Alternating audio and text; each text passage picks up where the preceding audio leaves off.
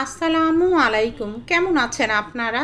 কোরবানি ঈদ বলেন আর সারা বছর শীত গরম সব সময় পরোটা লাগে সবচাইতে টেস্টি।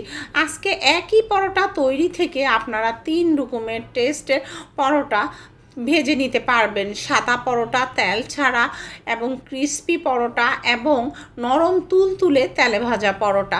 আমি একটু পরোটা ভেঙে দেখাচ্ছি, আপনারা ভেঙে দেখালে বুঝতে পারবেন এটা কতটা লেয়ারফুল এবং ভিতরটা কতটা সফট, উপরে ক্রিস্পি, সব মিলিয়ে পারফেক্ট অসাধারণ টেস্টের পরোটা। ফ্রোজেন পদ্ধতি সহ একদিন তৈরি করে আপনারা 2 মাস পর্যন্ত সংরক্ষণ করতে পারবেন, শেয়ার করতে যাচ্ছি।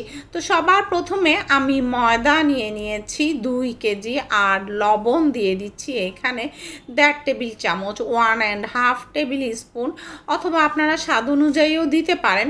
চিনি দিয়ে দিচ্ছি 4 ভাগের 1 কাপ। খুবই অল্প উপকরণেই আপনারা এই পরোটা তৈরি করতে পারবেন। প্রথমে লবণ চিনিটা আমি মিক্স করে নিচ্ছি। আর লাগবে তেল। তেল আমি এখানে 4 ভাগের 1 কাপ নিয়ে নিয়েছি। হাত দিয়ে দেখুন কিভাবে ঘষে ঘষে ময়দার সাথে আমি তেলটা লাগিয়ে নিচ্ছি। পুরো ময়দাটার মধ্যে একটা হালকা ভিজা ভিজা ভাব চলে আসবে, এতে করে পরোটা খাস্তা হবে, ক্রিস্পি হবে, অনেক বেশি টেস্টিও হবে।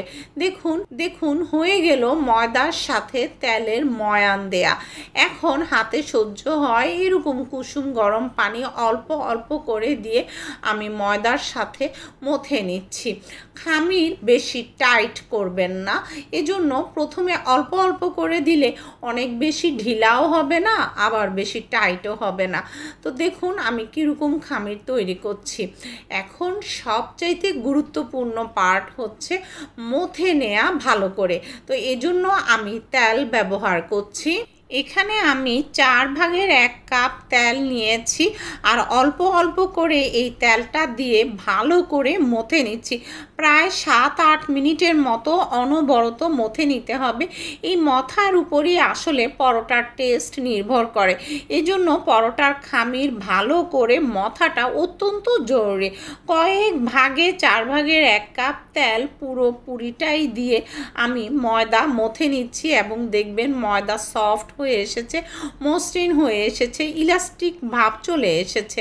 সেই ফাঁকে বলি সবাই ইউটিউবে চ্যানেলটাকে সাবস্ক্রাইব করে পাশে থাকবেন, পাশের বেল আইকনটা প্রেস করবেন যাতে করে নো ফেল ক্লিয়ার ডিটেইলস করার রেসিপির ভিডিও নোটিফিকেশন আপনাদের কাছে পৌঁছে যায়। আর যারা ফেসবুকে ওয়াচ করছেন তারা ফলো দিলেই পৌঁছে যাবে ভিডিও নোটিফিকেশন আপনাদের কাছে। কথা বলতে বলতে দেখুন ময়দার খামির রেডি পরোটা তৈরির জন্য। আর দেখবেন হাতে কিংবা এই যে বাটিটার মধ্যে আমরা এই খামিরটা তৈরি করছি কোনো কিছুতেই আর লেগে আসবে না। একদম লাস্টের একটুখানি যে তেল ছিল সেটাও আমি দিয়ে ভালো করে মথে নিয়েছি। আর এখন এটাকে রেস্টে রেখে দিব। আপনি চাইলে 1 ঘন্টা পরেও পরোটা তৈরি করতে পারবেন। আর আমি পুরো রাত রেস্টে রেখে দিচ্ছি। দেখুন একটা ইলাস্টিক ভাব চলে এসেছে, হাতেও লাগছে না, বাটিতেও লাগছে না। তো আমি এই পরোটার খামিরটা ভিজিয়ে রাখছি পুরো রাতের জন্য। তবে 1 ঘন্টা পরেও আপনি তৈরি করতে পারবেন। বেশিরভাগ হোটেলেই রেস্টুরেন্টেই দেখবেন তারা রাতের বেলায় কিন্তু পরোটার খামিরটা তৈরি করে রেস্টে রেখে দেয়। এখন আমি উপরে সামান্য তেল দিয়ে দিচ্ছি যাতে করে পরোটার এই খামির ড্রাই না হয়। তো আমি কভার করে পুরো রাত রেখে দিচ্ছি, অথবা আপনারা 5-6 ঘন্টা রেখে দিতে পারেন, কিংবা হাতে সময় না থাকলে 1 ঘন্টা রেখে দিতে পারেন। কিন্তু 5-6 ঘন্টা বা পুরো রাত রেখে দিলে এটা কেমন হবে সেটাই আমি আপনাদেরকে দেখাচ্ছি। একদম পুরোপুরি সেট হয়ে যাবে এবং এই পরোটার টেস্টটাই হবে ভিন্ন স্বাদের। তো দেখুন কীরকম হয়েছে, আপনারা দেখে বুঝতে পারছেন কোনো কিছুর সাথেই আর লাগছে না। আর কোনো রকম কোনো মথামথি আমরা করব না। আমি লেচি কেটে নিচ্ছি। লেচিটা কিভাবে হাত দিয়ে শেপ দিয়ে দিচ্ছি দেখুন, আমি কোনো মথামথি না করে এভাবে হাত দিয়ে এভাবে গোল শেপ করে নিলাম। এভাবে করে সবগুলো সবগুলো লেচি আগে কেটে নেবেন, কেটে এগুলো রেখে দিচ্ছি। লেচি যেটা আগে বা প্রথমবার আপনি কেটেছেন সেই প্রথম লেচিটা থেকেই কিন্তু পরোটার রোল তৈরি করা শুরু করবেন, তারপর দ্বিতীয় লেচি, তারপর তৃতীয় লেচি, এইভাবে। কারণ প্রথমে যে লেচিগুলো আপনি কেটেছেন সেগুলো কিন্তু সেট হয়ে আছে, এগুলো দিয়ে আপনি খুব সহজেই কিন্তু পরোটার রোল তৈরি করতে পারবেন। এজন্য সিরিয়াল মেনটেন করবেন। আর পরে যে লেচিগুলো কেটেছেন, প্রথমের লেচিগুলো বেলার সময় তখন দেখবেন পরের লেচিগুলো সেট হয়ে থাকবে। তাহলে পরোটা তৈরি করার সময়, রোল তৈরি করার সময় বারবার জড়ো হয়ে আসবে না, ছোট হয়ে আসবে না, খুব সহজে তৈরি করতে পারবেন। আমি তেল নিয়ে নিয়েছি, আর লাগবে ময়দা। পরোটার এই রোল কিংবা পরোটা পরবর্তীতেও বেলার সময় আপনারা প্রয়োজন হলে শুধু তেল ব্যবহার করবেন, আর ময়দাটা লেয়ারের জন্য দিতে হবে। দেখুন খুব সহজেই কিন্তু পরোটা বেলা হয়ে যাচ্ছে। প্রথমে আমি লম্বালম্বিভাবে টেনে নিলাম, এরপর আবার আড়াআড়িভাবে টেনে নিচ্ছি। পাতলা করে পরোটার রোলটা তৈরি করবেন, এই জন্য পরোটাটা বেলে নিতে হবে পুরো একদম পাতলা করে।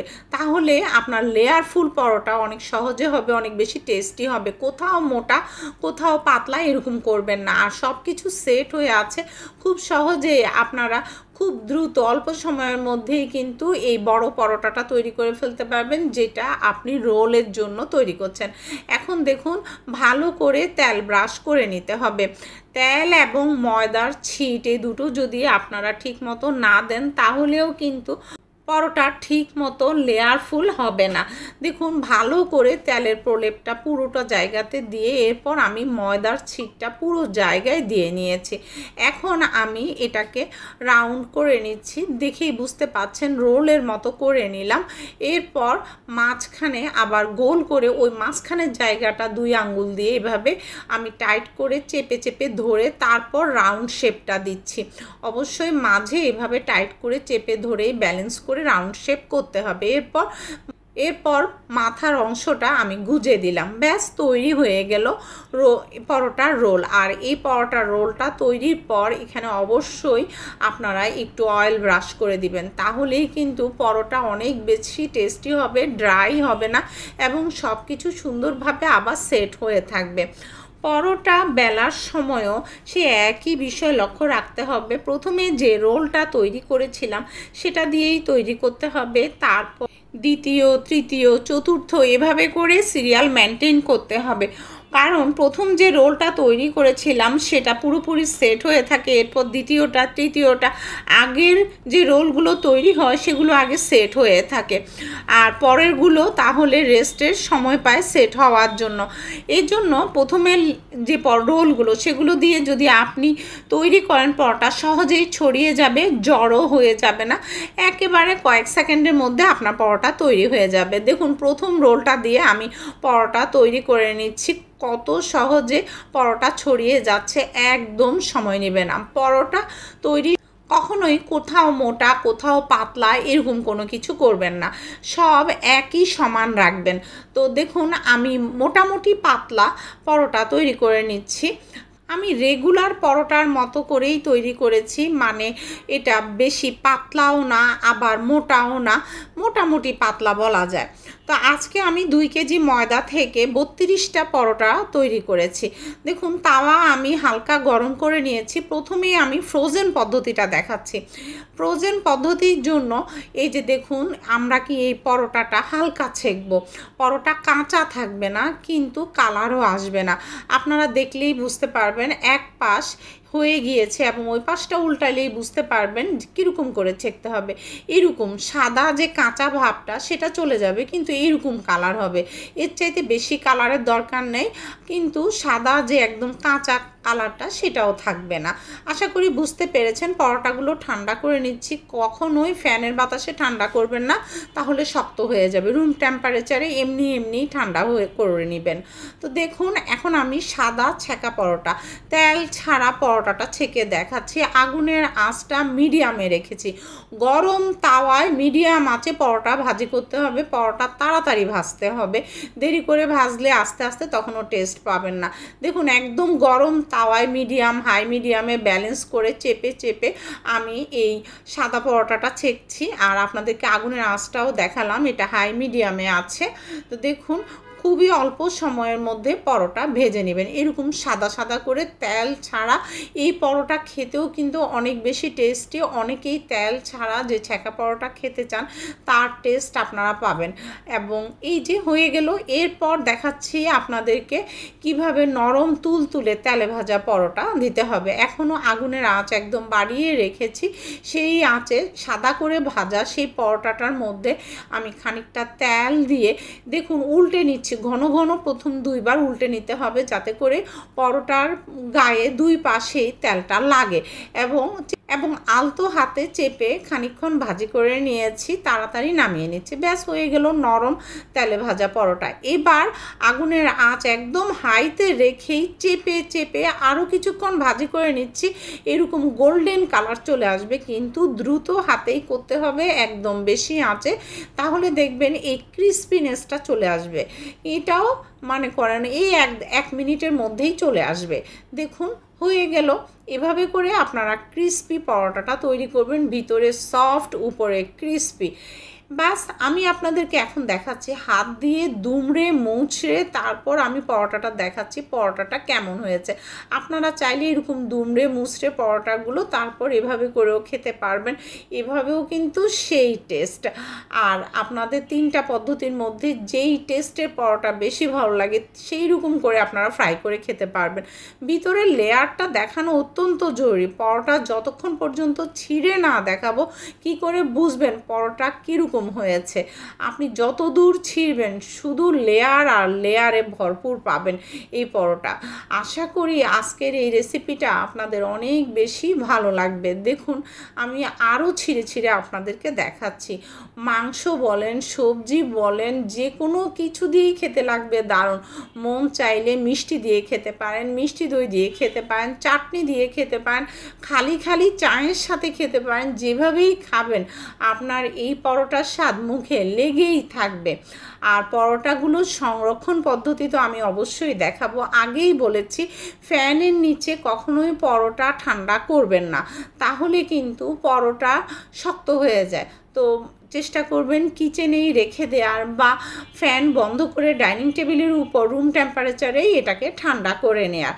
ব্যাস আমি পরোটাগুলো ঠান্ডা করে নিয়েছি, তবে ফ্যান না ছেড়ে এভাবেই। আর এখন পরোটাগুলো কিভাবে গুছিয়ে রাখছি দেখুন, একটার উপর একটা দিয়ে আমি একটা স্টিলের বক্সে নর্মাল ফ্রিজে রেখে দিচ্ছি। আর এই পরোটা নর্মাল ফ্রিজে 15 দিন পর্যন্ত সংরক্ষণ করে খেতে পারবেন। আর ফ্রাইয়ের পদ্ধতি সেই একই। আর যদি আপনি ডিপ ফ্রিজে রাখেন সেক্ষেত্রে জিপলক ব্যাগ বা এয়ারটাইট বক্সে রেখে দিবেন, সেটাও আপনারা 2 মাস পর্যন্ত সংরক্ষণ করে খেতে পারবেন। যখনই প্রয়োজন হবে পরোটাটা বের করে 5 মিনিট পরে ফ্রাই করে নেবেন। ব্যাস হয়ে গেল সেরা স্বাদের পরোটা। ফিডব্যাকটা অবশ্যই জানাবেন। পরবর্তী ভিডিও দেখার নিমন্ত্রণ রইল। ভালো থাকবেন সবাই। আল্লাহ হাফিজ।